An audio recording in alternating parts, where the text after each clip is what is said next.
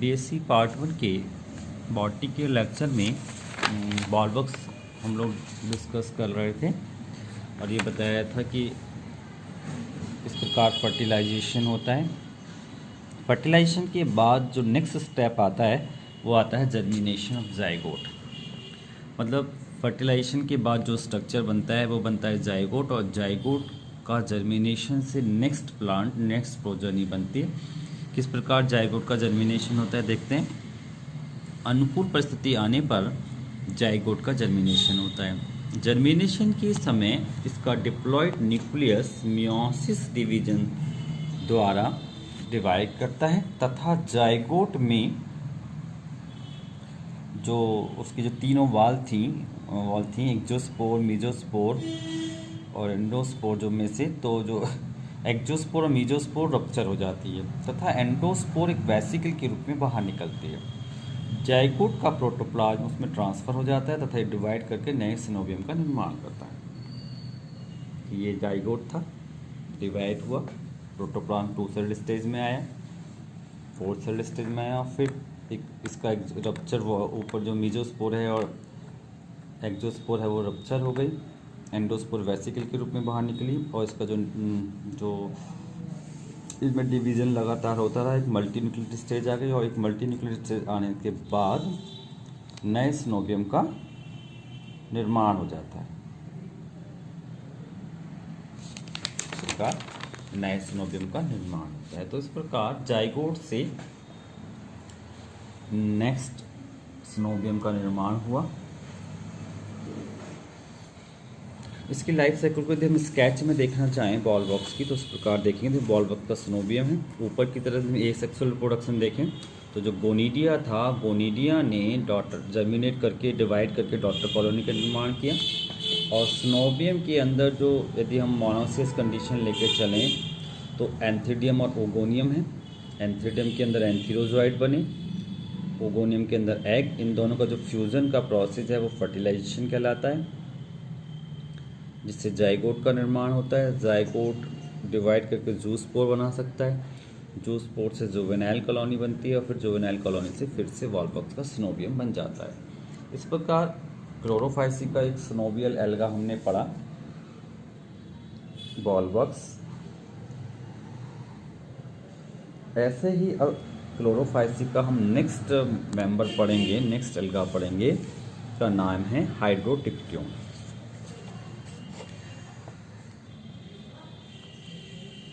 हाइड्रोडिक्टियम को water net कहते हैं। बहुत इंपॉर्टेंट टर्म बनता है कि वाटर नेट के नाम से कभी कभी क्वेश्चन आ जाता है। वाटर नेट क्या है?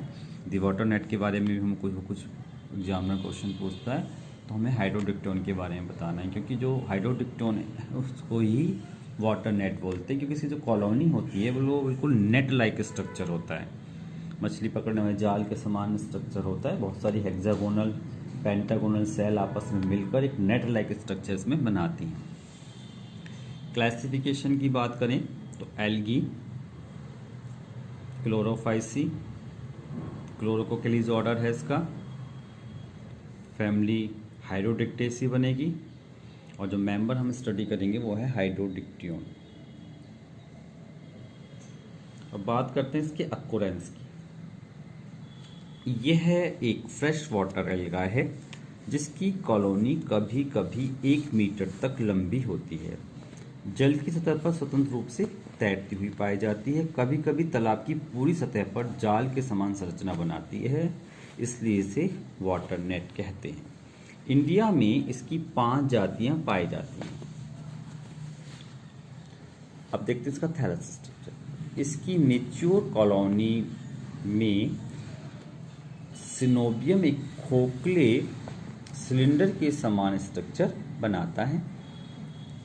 इसकी लंबाई 20 से 80 सेंटीमीटर तक हो सकती है। प्रत्येक सिनोबियम में सेल्स की संख्या 100 से कई हजार तक हो सकती है।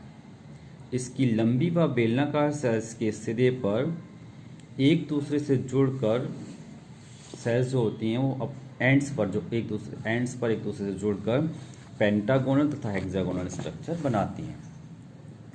कॉलोनी की सभी सेल्स की संरचना समान होती है। यंग सिनोबियम में सेल्स की संख्या निश्चित होती है। इसमें जो वॉल्वॉक्स और इसमें हाइड्रोडिप्टेरोन हम देखें तो वहाँ पर वॉल्वॉक्स में तो डिवीजन से संख्या अनिश्चित होती थी, लेकिन यहाँ पर जो सेल्स की संख्या वो निश्चित होगी। यंग सिनोबियम में सेल्स की संख्या निश्चित होती है। सिनोबियम की वृद्धि इन्हीं सेल्स के आमाप में वृद्धि के कारण होती है। मेच्योर स्टेज में सेल्स मल्टीन्यूक्लिएट तथा रेटिकुलेट क्लोरोप्लास्टिक होती है। उसी हमें यदि कॉलोनी देखें, स्ट्रक्चर्स का देखें तो इस प्रकार बिल्कुल नेट लाइक स्ट्रक्चर दिखाई देगा हमें। सिंगल सेल को देखें तो सिंगल सेल इस तरीके से होगी। सिंगल सेल्स आपस में जुड़कर ऐसे पेंटागोनल हेक्सागोनल होती है, जो आपस में जुड़कर ऐसे एक नेट लाइक स्ट्रक्चर बना लेती है। तो उसका स्ट्रक्चर ऐसा दिखाई देता है, सिंगल सेल स्ट्रक्चर और पूरी कॉलोनी का स्ट्रक्चर। अब बात करते हैं इसके रिप्रोडक्शन की। हाइड्रोडिप्टोन में एसेक्सुअल तथा सेक्सुअल मेथड द्वारा रिप्रोडक्शन होता है तथा एसेक्सुअल रिप्रोडक्शन, यदि हम एसेक्सुअल रिप्रोडक्शन पढ़ें तो एसेक्सुअल रिप्रोडक्शन सूक्ष्म यूनिन्यूक्लिएट बाइफ्लैजेलेट जूस्पोर द्वारा होता है। सिनोबियम की सभी सेल्स में जूस्पोर बनाने की क्षमता होती है।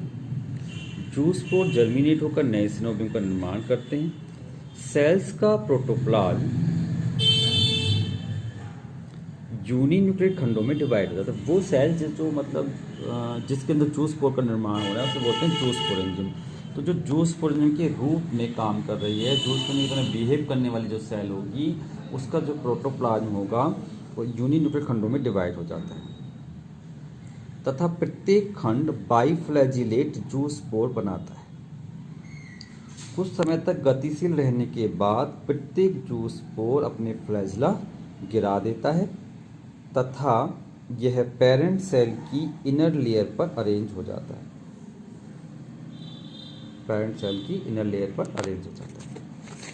अंत में यह non motile non flagellate spore pentagonal या हेक्सागोनल क्रम में अरेंज होकर एक नेट लाइक स्ट्रक्चर बनाते हैं। यह यंग सिनोबियम पेरेंट सेल की सेल वॉल के गलने के बाद जो होता है, क्योंकि पेरेंट सेल वॉल के अंदर बन गया। जो यंग सिनोबियम है वो कब बाहर निकलेगा, जब जो पेरेंट सिनोबियम है वो गल जाता है, उसके बाद ही बाहर निकल सकता है। सेक्सुअल रिप्रोडक्शन, अब इसका जो डायग्राम है एक ही जो एसेक्सुअल रिप्रोडक्शन का जो डायग्रामेट्रिक रिप्रेजेंटेशन है वो एक ही साथ इसकी लाइफ साइकिल में देखेंगे। अब पढ़ते हैं इसका सेक्सुअल रिप्रोडक्शन। हाइड्रोडिप्टोन में प्रायः आइसोगेमस टाइप का सेक्सुअल रिप्रोडक्शन होता है। मेच्योर सिनोबियम की सभी सेल्स में गैमीट बनाने की क्षमता होती है। गैमीट एंजाइम के रूप में कार्य करने वाली वेजिटेटिव सेल के प्रोटोप्लाज्म के डिवीजन से 30,000 से 1 लाख तक यूनिन्यूक्लिएट सेगमेंट बनते हैं। इससे पहले क्या होता है, जो गैमीट एंजाइम के रूप में काम कर रही है सेल, उसकी तरह बिहेव कर रही है, उसका प्रोटोप्लाज्म डिवाइड होकर अनेक यूनिन्यूक्लिएट खंडों में बना लेता है, यूनिन्यूक्लिएट खंड बना लेता है। प्रत्येक सेगमेंट बाइफ्लैजिलेट मोटाइल गैमीट में ट्रांसफर हो जाता है। हाइड्रोडिप्टोन की सभी स्पीशीज मोनोसियस या होमोथैलिक हैं, अतः एक ही सिनोबियम में विकसित 2 आइसोगैमीट फ्यूज होकर जाइगोट बनाते हैं, जाइगोस्पोर बनाते हैं। इस स्टेज में इनके फ्लैजिला नष्ट हो जाते हैं और यह अपने चारों ओर एक मोटी भित्ति बना लेते हैं। अब इसके डिप्लॉयड न्यूक्लियस में मियोसिस डिवीजन होता है तथा जाइगोट का प्रोटोप्लाज्म अनेक यूनिन्यूक्लिएट खंडों में विभाजित हो जाता है। प्रत्येक खंड बाइफ्लैजिलेट जूस्पोर बनाता है। कुछ समय बाद इनके फ्लैजिला नष्ट हो जाते हैं व अपने चारों ओर एक मोटी भित्ति का निर्माण करते हैं और इनका आकार पॉलीहेड्रोन हो जाता है। पॉलीहेड्रोन से मतलब हुआ कि बहुभुजीय हो जाता है। इनका हैप्लॉइड न्यूक्लियस डिवाइड होकर 200 से 300 जूस्पोर बनाता है। यह जूस्पोर पेंटा या हेक्सागोनली अरेंज होकर नए सिनोबियम का निर्माण करते हैं तथा सेल वॉल के गलने के कारण यंग सिनोबियम फ्री हो जाता है। मतलब जो पेरेंट जिस सेल के अंदर ये बना है उससे ये फ्री हो जाएगा। कब? जब वो सेल वॉल गल जाएगी तभी फ्री हो सकता है। तो उसको हम डायग्रामेटिकली देखें तो ये सिनोबियम है, कॉलोनी है।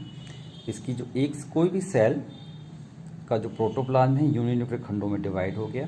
ये यूनिन्यूक्लियर खंड मेटामॉर्फोसिस द्वारा जूस्पोर बना लेंगे। ये रहे जूस्पोर, और ये जूस्पोर अपने फ्लैजला गिराकर और इस तरीके से गिराकर अपने पेंटागोनली हेक्सागोनली अरेंज हो जाते हैं। इस पेरेंट सेल के अंदर अरेंज हो जाते हैं। अरेंज होकर इस प्रकार एक नई सिनोबियम बन जाता है, नई कॉलोनी बन जाती है इस प्रकार से। जब सेक्सुअल रिप्रोडक्शन होता है तो उसके अंदर जो यूनिन्यूक्लियर सेगमेंट हैं वो क्या करेंगे? आइसोगेमीट्स बनाएंगे। ये दोनों गैमीट्स आपस में फ्यूज होकर एक जाइगोट बनाएंगे। मियोसिस हुआ, फिर से जूस्पोर बने और ये जूस्पोर फिर से डीफ्लैजिलेट हुए। इनके फ्लैजिलेट नष्ट हो गए, ये डीफ्लैजिलेट हो जाते हैं, नॉन फ्लैजिलेट कहलाते हैं। फिर ये ऐसे करके पॉलीहेड्रोन में अरेंज हो जाते हैं। ये जो जूस्पोर हैं डीफ्लैजिलेट पॉलीहेड्रोन में अरेंज हो जाते हैं। ऐसे पॉलीहेड्रोन बन जाते हैं। पॉलीहेड्रोन के जो जूस्पोर हैं इनके भी जो फ्लैजला हैं वो डीफ्लैजिलेट का अपने आपस में कॉलोनी बना लेते हैं। मतलब इस प्रकार से यहाँ पर ये अरेंज हुआ, पेंटागोनली हेक्सागोनली अरेंज हुआ, ऐसे यहाँ पर अरेंज होकर सिनोबियम बनाते हैं, यानी कि हाइड्रोडिप्टोन का नया सिनोबियम बनाते हैं। इस प्रकार हमने देखा कि इसकी लाइफ साइकिल में ये एसेक्सुअली प्रोड्यूस होता है, जिसके अंदर जो एसेक्सुअली जूस्पोर द्वारा प्रोड्यूस होता है। जूस्पोरियम के अंदर जूस्पोर बने, जूस्पोर का अरेंजमेंट हुआ है, एक कॉलोनी का निर्माण हो गया।